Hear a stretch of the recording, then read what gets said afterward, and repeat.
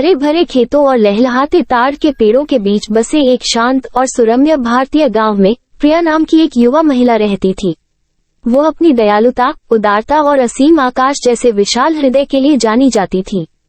प्रिया ने हाल ही में एक समर्पित किसान राज से शादी की थी और अपने नए परिवार के पैतृक घर में चली गई थी।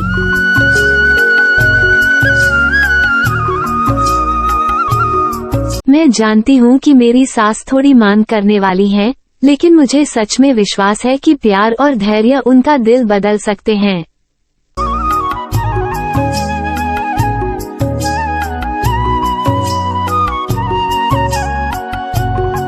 प्रिया, मुझे एक नए आभूषण के लिए कुछ पैसों की जरूरत है। बिल्कुल माँ, मैं देखूंगा कि हम क्या कर सकते हैं।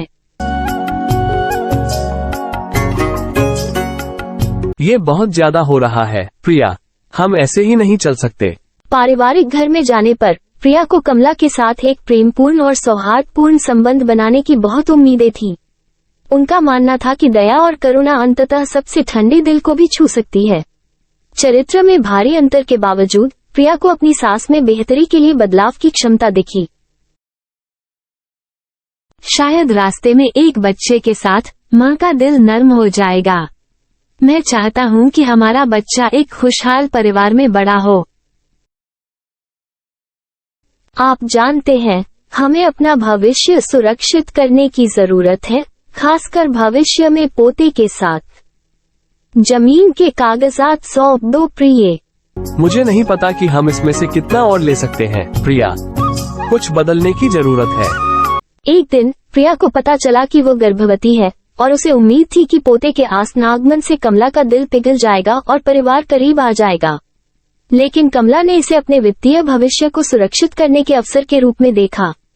उसने प्रिया और राज पर अपनी मांगें तेज कर दी और जोर देकर कहा कि वे अपनी जमीन और बचत उसे सौंप दें। माँ, मैंने सोचा था कि एक पोता हमारे परिवार में खुशी और एकता ला सकता है, लेकिन मुझे केवल लालच और भौतिकवाद दिखाई दे रहा है।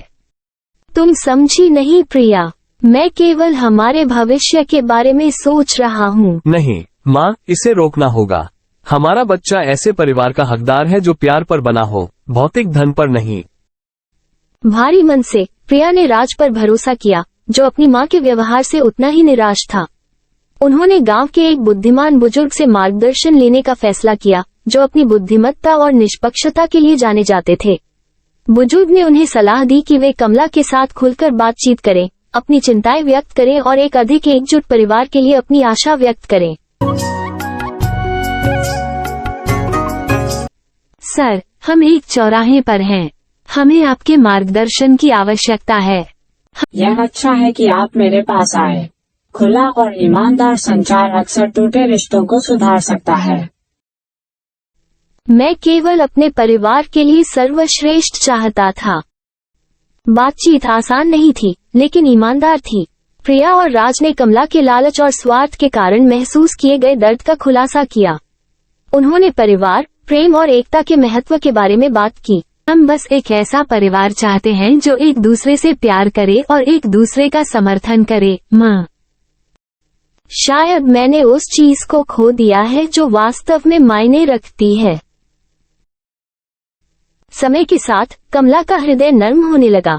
उसने प्रिया की आंखों में प्यार और करुणा देखी और उसके इरादों की पवित्रता को महसूस किया।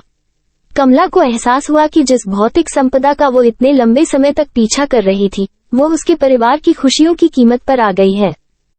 प्रिया, मुझे हर चीज के लिए खेद है। मुझे बदलाव चाहिए। माँ, हम बस एक प्यारा परिवार चाहते हैं। हम यहाँ से नई शुरुआत कर सकते हैं। जैसे जैसे साल बीतते गए, कमला एक स्वार्थी और लालची महिला से अधिक दयालु सास और दादी में बदल गई। वो संयुक्त परिवार की खुशियों और जीवन की उन साधारण खुशियों की सराहना करने लगी जो पैसे से नहीं खरीदी जा सकती। प्रेम और दयालुता की शक्ति में प्रिया के अटूट विश्वास ने अंततः कमला को बदल दिया और यह साबित कर दिया कि अंततः सबसे मूल्यवान संपत्ति परिवार का प्यार और एकता है।